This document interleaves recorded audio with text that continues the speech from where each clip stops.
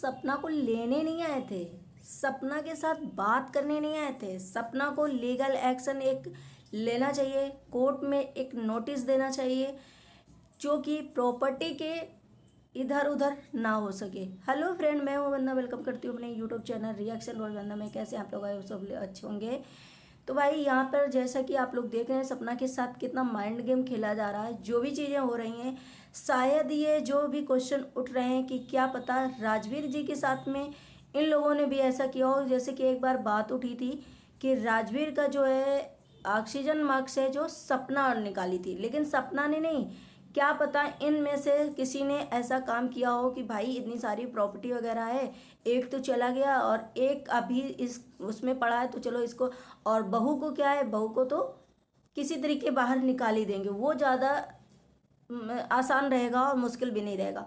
तो आप लोग देख रहे होंगे कि जब से राजवीर की डेथ हुई है, कोई ऐसी मतलब उनकी डेथ हुई, इतने लोगों ने चाहा और इंक्वायरी भी नहीं हुई जिस चीज़ के लिए, ये भी नहीं सोचा गया कि आखिर ऐसा क्यों हुआ, कोई एक्शन नहीं हुआ। तो अगर ससुर जी करना भी चाह रहे होंगे तो ये लोग उनको कान भर भर के चारों तरफ से उनको मैनिपुलेट कर करके उनको ऐसा कर दिया कि भाई उनका दिमाग ही नहीं किसी में लगने लगा। क्योंकि एक तो उनका जवान बेटा गया, जिसकी वजह से उन्हें उनका माइंड तो उस टाइम चल ही नहीं रहा था। बाकी इर्द गिर्द जो घूमने वाले थे, जो चारों तरफ देखने वाले थे, वो उसमें लगे थे। क्योंकि अब घर में उसमें कोई तो ऐसा बचा नहीं था जिसे कि ये पता हो या वो कहीं से कर दे कुछ। माँ बाप बिल्कुल बेहाल हो गए और सपना भी अपने उसमें होश वश में नहीं दी थी। तो उसका फायदा इन लोगों ने उठाया और जा कर के भी धीरे धीरे षड्यंत्र करते रहे, मीठा मीठा जहर घोलते रहे और सपना को भी घर से निकाल दिया। हमें तो लग रहा है सपना को अपने मौसा से और अंशु के पापा से बात भी नहीं करना था। जो इंसान आपके दरवाजे पे कभी ना आया हो, जो इंसान आपकी दुख तकलीफ में ना खड़ा हो, उस इंसान से क्या बात करना। वो आज आपके घर में क्यों आया, क्यों बात करना उसे, आखिर वो लगता क्या है जब आपके साथ में उसने ऐसा ऐसा किया। तो सपना को तो उनसे बैठालना ही नहीं था, सपना को उनसे बात ही नहीं करनी थी।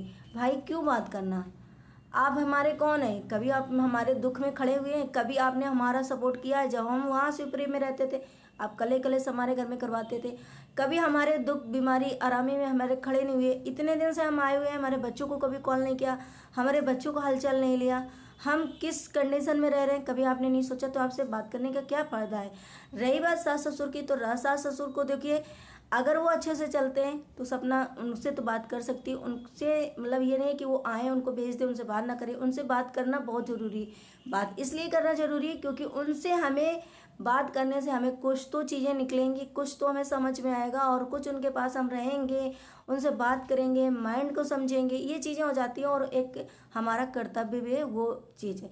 तो सपना को तो ये करना ही था, लेकिन चलिए कोई बात नहीं। सपना ने सोचा शायद कि अतिथि देवो भव, जिसकी वजह से उन शायद मौसा से और अंशु के पापा से उसने बात करी।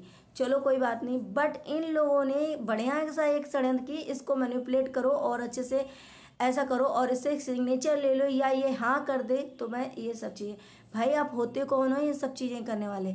राजवीर की वो जो चीज़ें आप कर रहे हो, बेच रहे हो, वो क्यों बेच रहे हो, किस पर्पज से बेच रहे हो। यहाँ आपका आने का मकसद सिर्फ यही था कि सपना से सिर्फ सपना को घुमाया फिराया जाए, सिर्फ सपना को इधर उधर माइंड किया जाए और उसके साथ बस ये गेम खेला जाए कि वो किसी तरीके इन चीज़ों को। अब क्या दिक्कत आ रही थी बेचने में, नहीं तो ये लोग शायद बेच भी देते, सपना को कानों कान खबर भी नहीं होती।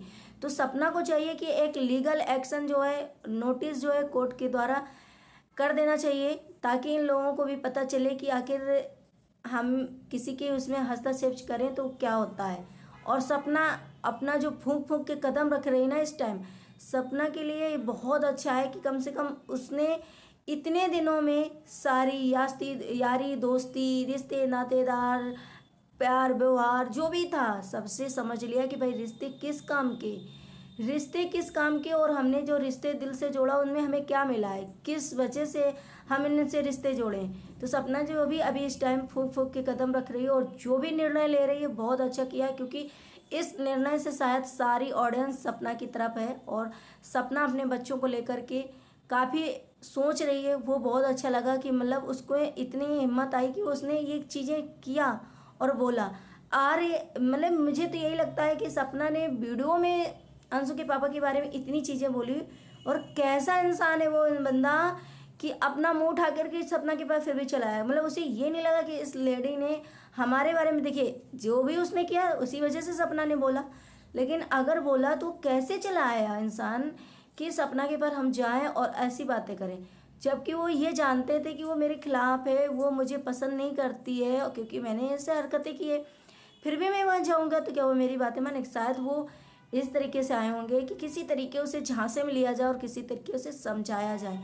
भाई देखिए, सास ससुर को अंशु से ज़्यादा तो बच्चों पे ध्यान देना चाहिए, बच्चों को अपने वो करना चाहिए, और जितना जो भी है सब बच्चे ही करेंगे। सपना की मतलब बेटियां करेंगी, सपना करेंगी, कोई बाहर ही नहीं करेगा। लेकिन अभी सास ससुर किस उसमें नहीं है, पता नहीं क्या ये लोग कर रहे हैं। लेकिन हमें लगता है राजवीर का जो आज ये सब चीज़ें देखने को मिल रही, सुनने को मिल रही, सब लोग भी इस चीज़ के लिए एग्री कर रहे हैं, कमेंट कर रहे हैं भर भर के कि भाई राजवीर का जो हादसा हुआ, जो मर्डर हुआ, उसमें कहीं ना कहीं लोगों का सबका मिली भगत है, सब मिले हुए हैं।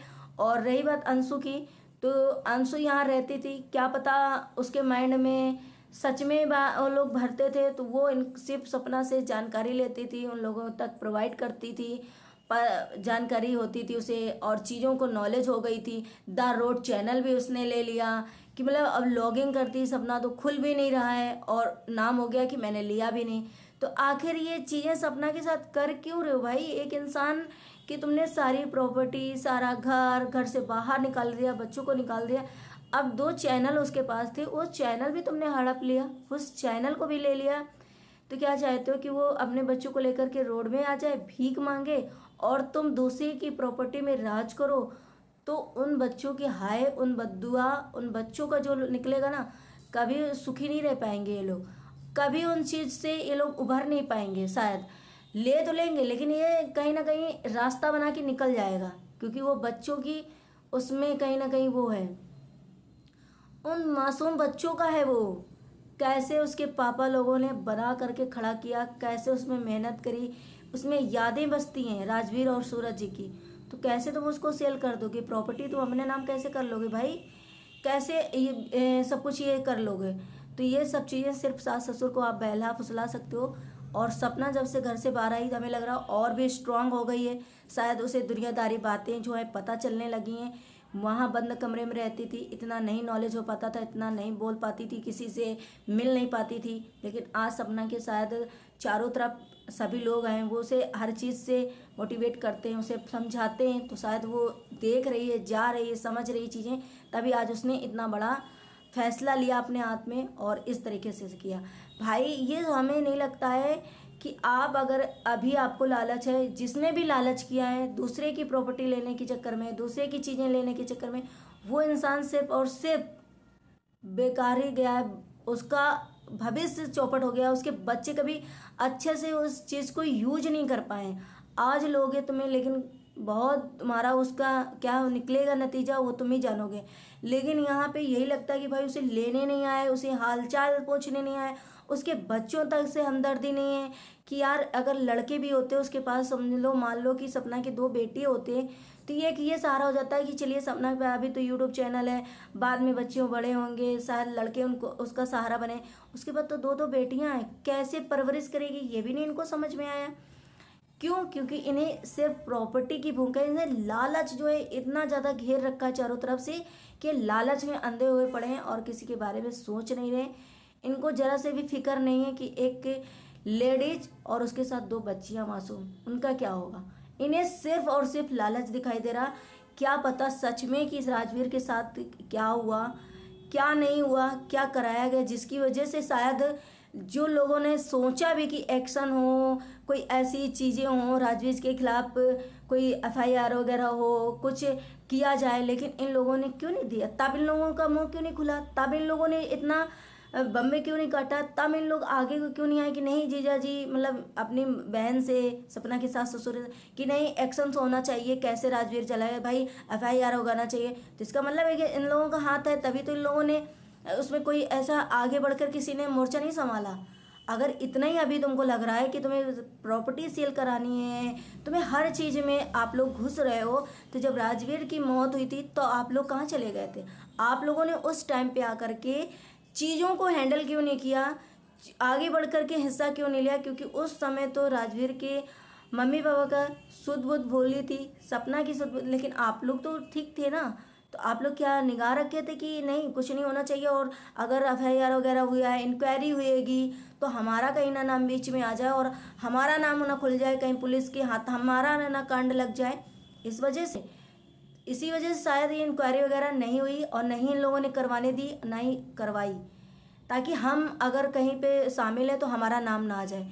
नहीं तो अगर आप चाहते तो सब कुछ हो सकता था, राजवीर को जी को इंसाफ मिल सकता था, सपना की फैमिली को इंसाफ मिल सकता था, लेकिन तब नहीं। तब ये फैमिली मेम्बर नहीं थे, तब ये रिश्तेदार नहीं थे, अब ये रिश्तेदार हो गए। एक घर बर्बाद करने के लिए ये लोग रिश्तेदार हो गए, और रिश्तेदार बन करके आज ये सपना का जो घर है बिखेर दिया। सपना के घर में जो है ये करने लगे, सपना के सब जाकर तांडव करना, सपना के घर को बर्बाद करना। और आज वो उन्होंने वही किया कि अपनी बेटी को तो हम ले ही जाएंगे, उसको तो सारा सब कुछ पता ही है, 2-2 चैनल उसने हथिया लिया है, 2-2 चैनल हमारे पास हैं, जो इनकम हो रही है इतनी सारी, और बिल्डिंग भी बन रही है। अब देखो अभी तक बिल्डिंग भी नहीं बनी, और इधर प्रॉपर्टी में नज़र है कि भाई अब कौन लेगा प्रॉपर्टी, तो इसको तो निकालो घर से, अब इसको कोई काम ही नहीं है। लेकिन कहते ना देर है अंधेर नहीं है, वही भगवान तुम्हारे पे बिजली बन करके गिरेंगे किसी दिन, समझ नहीं पाओगे, शायद तहस नहस हो जाओगे। एक किसी अनाथ बच्चों का, अनाथ बीवी का किसी की बद्दुआ ले रहे हैं, दर दर की ठोकरें वो खा रही है, सबकी जिल्लत भरी ज़िंदगी जी रही है। क्यों? उसके पीछे पड़े लोग एक लेडीज के पीछे पड़ गए, सारे के सारे, घर हो बाहर हो जो भी है, मतलब सब उसके पीछे पड़ गए। तो ये सब चीज़ें जो है फैमिली मेम्बर से स्टार्ट होती हैं, फैमिली मेम्बर ही करवाते हैं, तो बाहर वालों की हिम्मत पड़ती है। आई होप आप लोगों को ये समझ में आया होगा। अगर वीडियो अच्छे लगे तो लाइक एंड सब्सक्राइब जरूर करिएगा, शेयर करिएगा। और मेरे थोड़े गले में दर्द हो रहा है, इसलिए मैं वीडियो को एंड करूँगी। Bye bye.